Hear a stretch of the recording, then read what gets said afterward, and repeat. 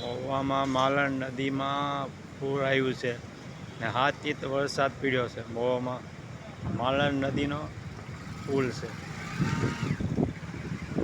આ ટ્રાફિક જાય છે, 4 વ્હીલ, છોકરાઓ બધા, વડીલો, છોકરીઓ બધા મોટા. જોજો આ વિડીયો.